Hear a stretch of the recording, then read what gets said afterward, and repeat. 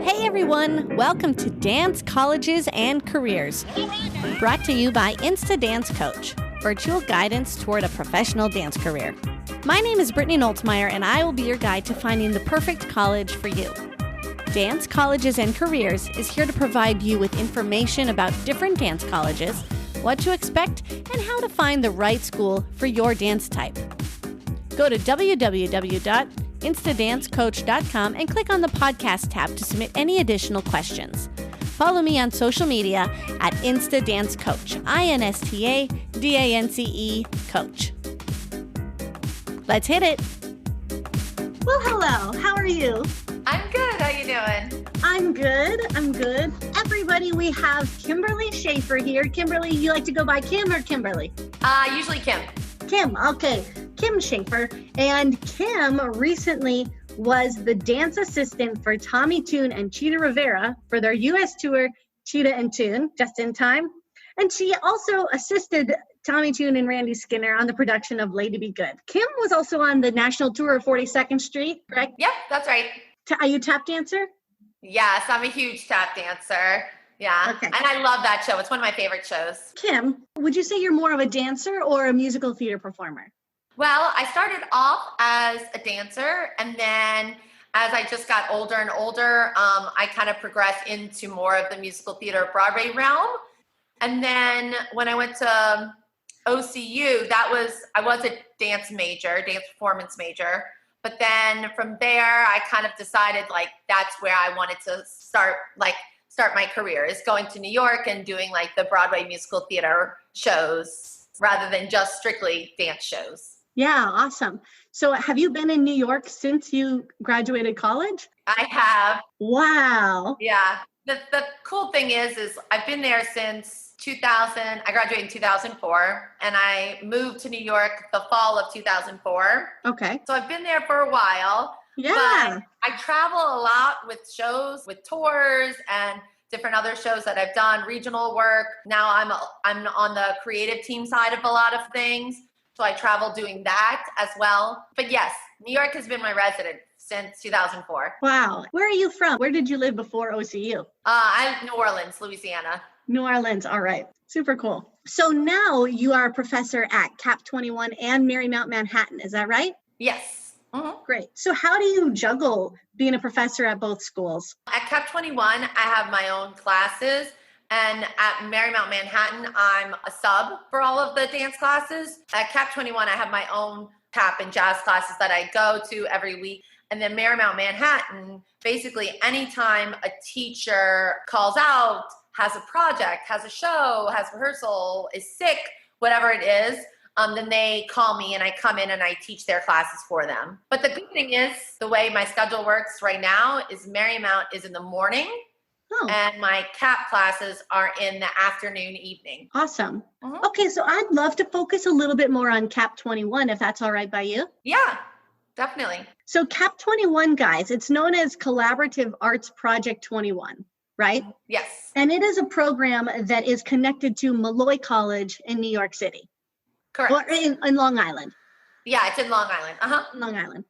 Molloy is my middle name. Oh, cool. Okay. Yes. So there's my only connection to Molloy College. Let's talk a little bit more about Molloy and how it's a separate program, but you can still get your degree from Molloy College. Okay. So basically the way that they have programmed it is that you take all of your gen ed classes at Molloy College in Long Island, mm-hmm. and then you take all of your theater classes. So anything that's dance, vocal, music, acting related, it's called 50 Broadway. That's where we are located at the studios in Manhattan in New York City. And the way that they've kind of scheduled it out is that each grade has certain days that they're in certain spots. So for example, I teach right now, this semester, I teach freshmen and I teach juniors. And the freshmen and the juniors are at New York City in the Manhattan location, basically what they call the CAP21, on Mondays and Wednesdays, and I think Fridays too, but definitely Monday and Wednesdays. The sophomores and seniors are in the Manhattan location on Tuesdays and Thursdays. So they kind of alternate. And then the way they have it also scheduled is as the years progress, you're less at Molloy and you're more at CAP. The freshmen, I believe, only are in the Manhattan location doing their musical theater classes Mondays and Wednesdays. And then they're at Molloy for 3 days. And then at each year, by the time you get to be seniors, you actually, I think, are at Molloy only 1 day a week.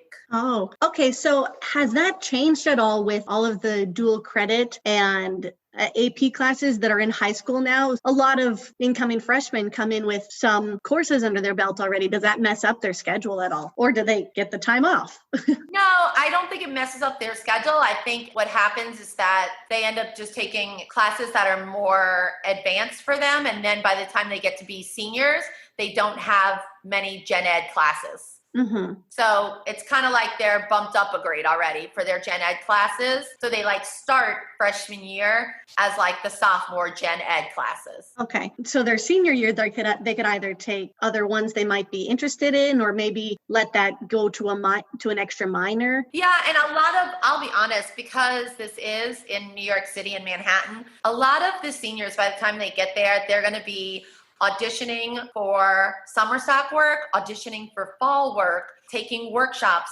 taking master classes, trying to get an agent, all of that stuff that's preparing them for their actual like musical theater career. So by the time you get to be a senior, what you're focused on is what you're going to do right after school. How are you going to get to that next step, in your musical theater career? Yeah, that's really awesome. And being in the city like that, it gives them that opportunity kind of before anybody else, because everyone else is still in school. Exactly. If they do have a really big time audition, or they're meeting with an agent or something during school hours, are they given any flexibility to do that? Yes, they just have to obviously go through the steps. They have to email the head of the conservatory, and then obviously email the teachers that you're going to be missing classes.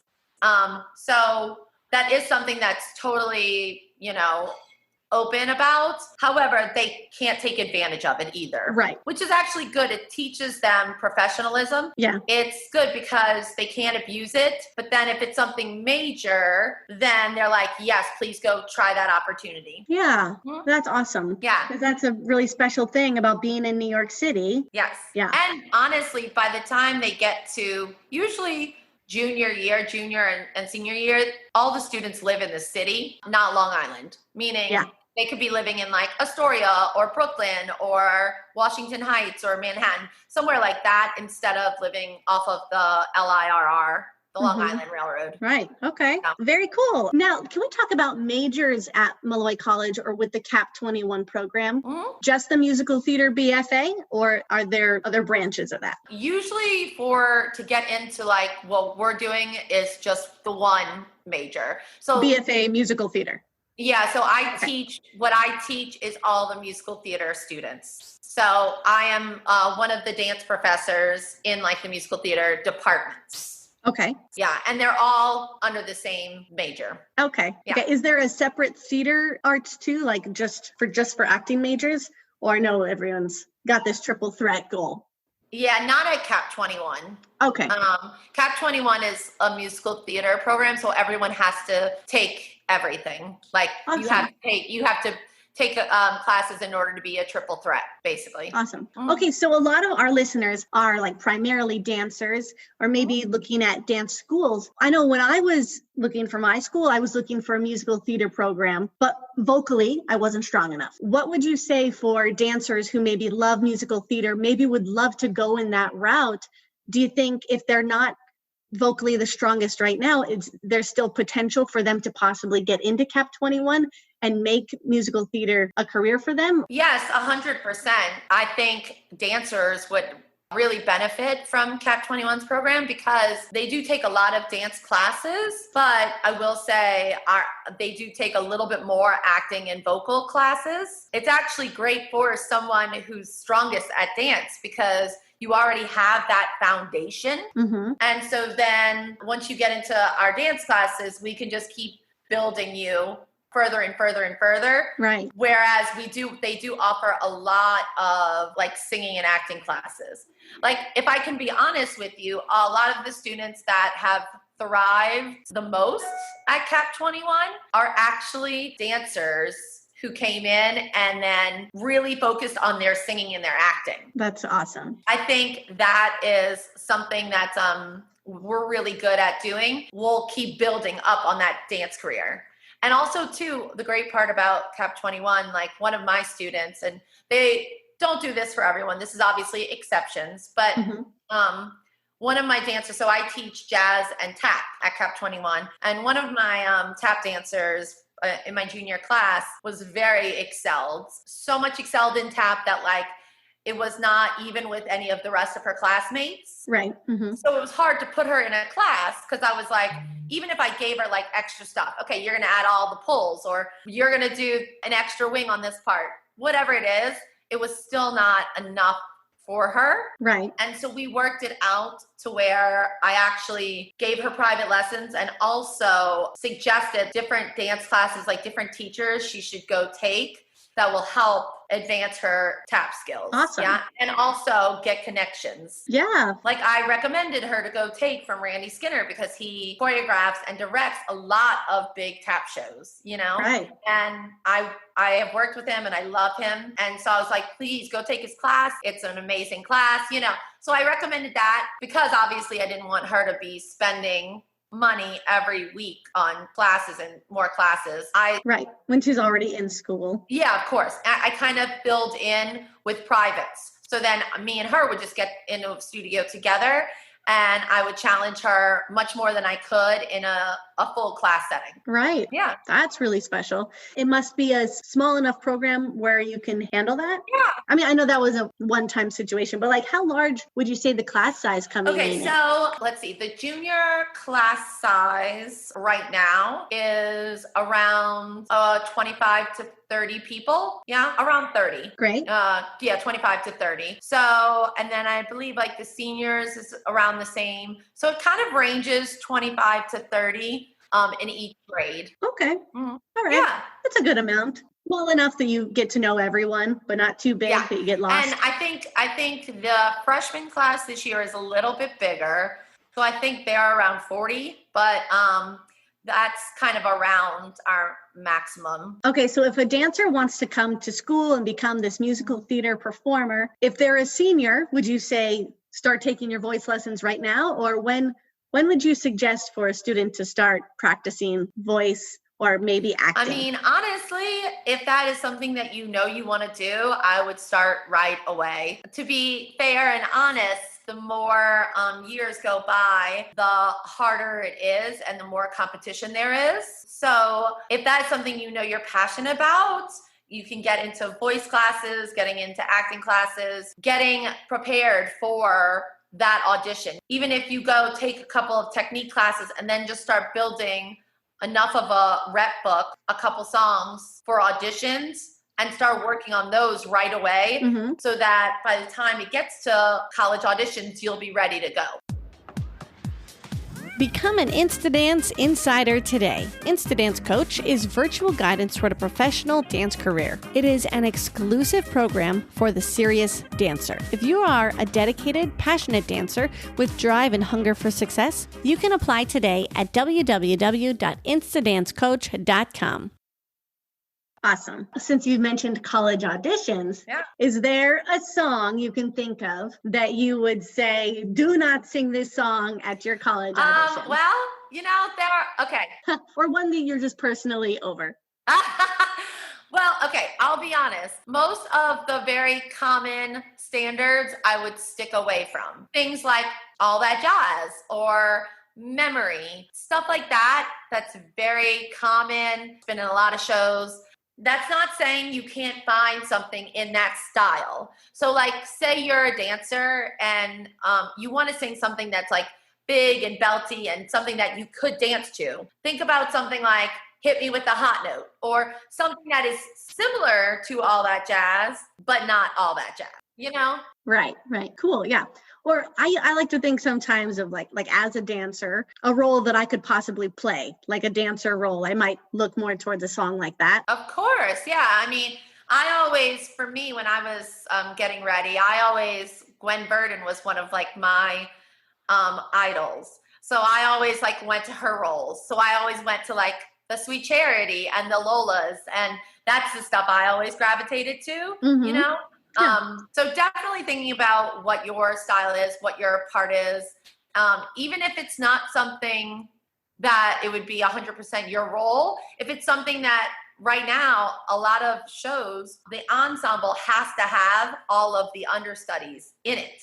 So you also will have to dance in the ensemble, but be able to understudy one of the leading roles. So say, there's like in How to Succeed, if you wanted to be in the ensemble, but then you wanted to understudy Hetty LaRue. So it's like thinking about of where you would fit in the musical theater Broadway world. Right. As a dancer, if going for a musical theater degree, you kind of gravitate more towards an ensemble role. You go to the dance call first, and then you're in the ensemble, but you still have to be able to hold your own and be able to play that lead if you get it.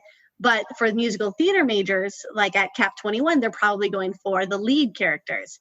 So like if you're a dancer now and you want to be a lead, that's something you need to strive for. Excellent voice and acting ability, what you might be getting at CAP21. Honestly, nowadays you do have to be able to do everything. So even if even if your voice is phenomenal, when you get to a certain level in New York, the big names will be playing the leads. So you'll still have to be in the ensemble and dance. So it's funny because obviously I teach dance, but that's something that I always try to like preface and say. Like one of my good friends, she has understudied Kelly O'Hara. She's had to be in the ensemble of a lot of shows because she's the understudy for Kelly. But obviously Kelly O'Hara's a huge name, so she got the lead, okay? Because she's phenomenal, Right. It's stuff like that, like that you will have to, learn and, think about as you're going on in the career. Okay. So how about some students might be afraid of moving to New York City for college, right? If you're someone like me from North Dakota or coming out of Oklahoma, New Orleans, it can be like daunting thinking about moving to New York City at age 18. Do you have any advice or tips for a student who is not coming from a big city or the New York area? Yeah. One thing is that if you do know somebody that happens to be going to New York, make sure you kind of go travel in a pack. I moved to New York with two of my best friends from Oklahoma City, and we were all from the South, had never been in a big city like that. We kind of had each other to support each other. Also, too, I think if you're not from a big city, when you're looking for apartments in New York, look at other areas besides like Manhattan. When I first moved to New York, a big area for musical theater students and professionals is Astoria. That's where I lived. I liked it there. Yeah, in Queens. And I feel like that has a little bit more of a homey feel than living right smack in the middle of Manhattan. Even like Washington Heights is getting really nice, and it's like a really nice neighborhood now. Thinking about doing those things that kind of take you out of the chaos will just help you cope on like the daily basis. Right. But I will say one big thing I always tell people coming to New York wanting to do this career is try not to get swallowed by your side jobs. Yes. That's one of my big advices. What do you mean by that? Can you elaborate? Of course, obviously everyone has to have side jobs in order to make rent while you're auditioning. Right. I've seen so many people that have gotten maybe like server jobs or something like that, and they end up waiting tables every day of the week, and then they go out after work. And so then they won't wake up the next day to go to auditions. And then it just becomes kind of like a cycle. You're in New York and you're not doing what you actually came there to do. Right. And that's a very, very hard thing to keep focused on because New York is a hard city. Yeah. And then you start to see the dollar signs too. When you're waiting tables, you see more than what you might see when you're doing your job, a show. Yes, of course.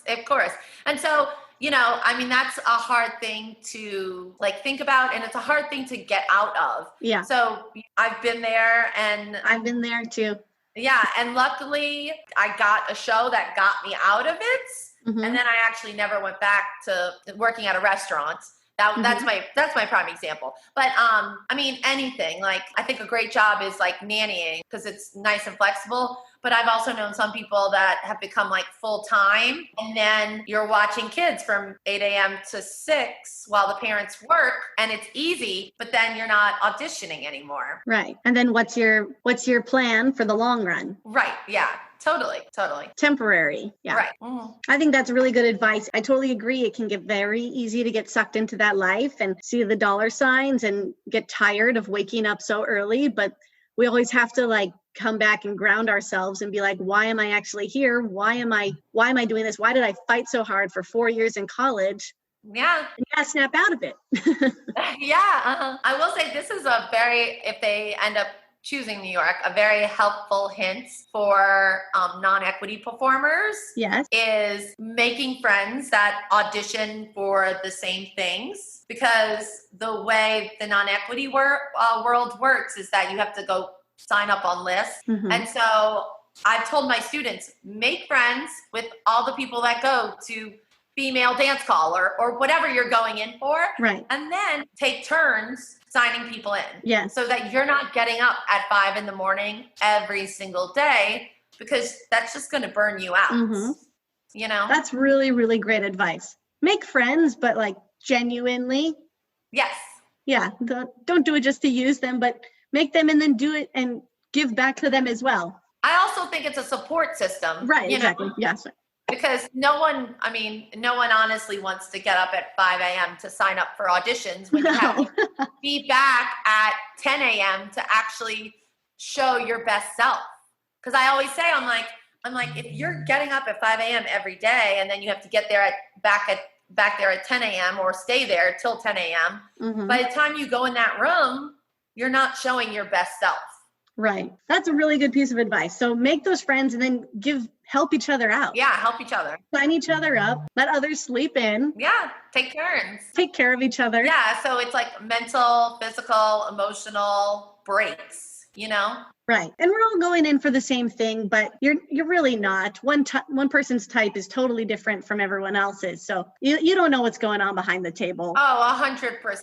Make your friends and be supportive. Yes. I think one final question I have is, would you say that the transition is very easy for these students who do move to New York in the middle of college, really, rather than picking up their whole life after college and then making the move to New York? Do you see a lot of them have a very smooth transition into the working world? I think there is advantages of going to college in New York because you already have learned all of the in and outs of New York, mm-hmm. and even started like taking classes and doing auditions and stuff like that before you even get out of college. Yeah. So I think that is really great.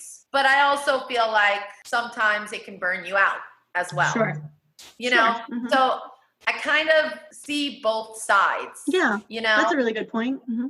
Yeah, because that was actually, a long time ago, that was my struggle, is whether or not my other choice besides Oklahoma City University was Marymount Manhattan, where I teach at, where I sub at.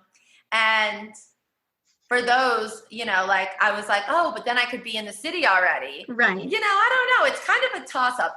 I do think it does, you do have a smoother transition into New York because you're already living there. So there really isn't any transition except for the fact that now you're not in school and you're auditioning. Right. But I also think maybe some of the excitement has worn off.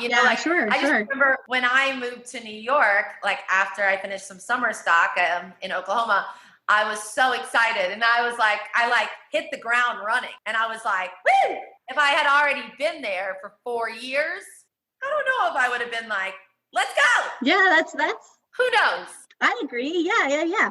That's what I did too. Graduated young, excited, new city, new things to do. Yeah. So would you say that like 100% of your students stay in New York, or do any of them choose the LA route? I feel like that could be kind of complicated after being so heavily in New York and understanding this world. Most of my students have stayed in New York. Mhm. We don't do a lot of film and TV work at CAP21. And if we do, I don't know about it. I'll be honest. I'm sure they do take one class, but it's not a focus. Yeah. And so I feel like most of the people that transition into the LA world, musical theater wise, try to go for film and television. Sure. I don't have a lot of students. I've actually had more friends as we've gotten older, done the musical theater route when we're younger, and then transitioned into film and TV as you get older. You know, your body just, it's not nicer on your body. Yeah, right. Unless you're one of the ones doing like backflip over and over again on the TV. Well, oh yes, that's true. Yeah.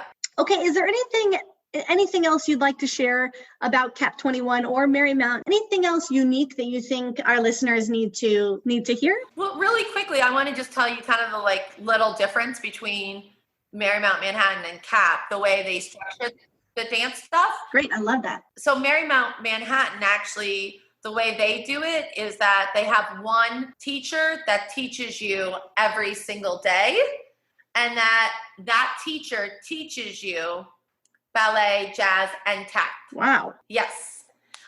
So now this is just for, I want to make sure all of the listeners know, this is just for the musical theater department at Marymount Manhattan. Okay. Dance department at Marymount Manhattan is completely separate. Okay. Does that mean if they wanted to do a musical at Marymount and they're a dancer, they wouldn't be able to do that? The programs are very separated? You know, I'm not sure about that. Okay. Yeah, I would have to ask about that. But this is the musical theater department, and like this is like the dance. They call it daily dance. It's the dance classes. Obviously, they have daily. Each year, they get a new teacher. Okay. It's not like every semester. It's like there's a ballet, a tap, and a jazz teacher. It's one person that teaches that same group of students ballet, tap, and jazz. Wow, that's really interesting. Yeah, it is quite interesting because, you know, I will say it's hard because I do feel like not every teacher is going to be that well-rounded to teach all three things amazingly. Right. Mm-hmm. So, you know, you kind of have a, I don't know, crapshoot for that, but sure. Yeah. I don't know, maybe it could create a really good mentorship. Yes, it definitely creates like really good leaders, and they really like look up to their teachers. Of course. Someone that they spend all day with them. Yeah, exactly. So that's just kind of the biggest difference that like I see with the two different programs, like the musical theater. Yeah, that's really unique. I haven't heard of that. Where like CAP21, like this semester alone, I'm teaching junior tap classes, and then I'm teaching freshman jazz classes. Okay. But like every semester, like I've taught sophomore jazz classes, and I've taught senior tap classes. So like it's always changing, but it's like one segment and one teacher. Okay. I think that's super interesting to know. That is very interesting. Yeah. Oh, there are some famous people that came out of CAP21. Right? This is what the web says. Correct me if I'm wrong. Lady Gaga. Yes, she did. Anne Hathaway. Yes. Matthew Morrison. Kristen Bell. Yep. It's funny. The head of the dance department, her name is Lori Leshner. She is one of my favorite people ever. But she taught Lady Gaga because she's been part of CAP21 for many years now, and she taught Lady Gaga jazz. And I was like, that's really cool. Yeah, I think jazz class, she's like, higher passe, Gaga. Yeah, well, she wasn't, her name wasn't Gaga at the time, but yes. Yeah. That's super cool. Yeah. And there's a lot of other like Broadway people too, like, you know, that have come out and are now performing on Broadway and stuff. So that's incredible. Yeah. Well, thank you so much. It was so awesome to learn about the CAP21 CAP21 program. Yeah. Thank you. Yeah, the CAP21 program. So again, that stands for Collaborative Arts Project 21, and they're connected to Molloy College on Long Island in New York. Yep. Thank you, Kim. This is Kim Schafer with us talking about the musical theater department at CAP21. And Kim, should we follow you on Instagram? Where can we find you if we have more questions? Yeah, so on Instagram, my Instagram name is Kimmy Diva. I know, really funny, but KIMMIE Diva. You can look Kimberly Schafer is the full name. Okay. Or Facebook, Kimberly Schafer as well. Okay. So you can follow me on either one. Okay. I teach all over New York City. So if you follow Kimmy Diva, you'll see like when I'm teaching I sub at BDC, you'll see where I'm teaching and when. Awesome. So we can stay up to date with Kimmy Diva on Instagram and Facebook, Kimberly Schafer, or on Instagram at Kimmy Diva, Kimmie. Thanks so much, Kim. Yep. It was such a pleasure. Thank you. Yeah, thank you so much. Yeah. Bye, guys. Bye. Thank you for listening to Dance Colleges and Careers, brought to you by InstaDance Coach. This episode is edited by Brenna Murchie. Theme song is created by Matthew Claiborne at Flamingo Sound and Show. Thank you to my sponsors, the Chiropractic Center of Leesburg and Claremont, and Pure Hemp Labs. Catch you on the inside.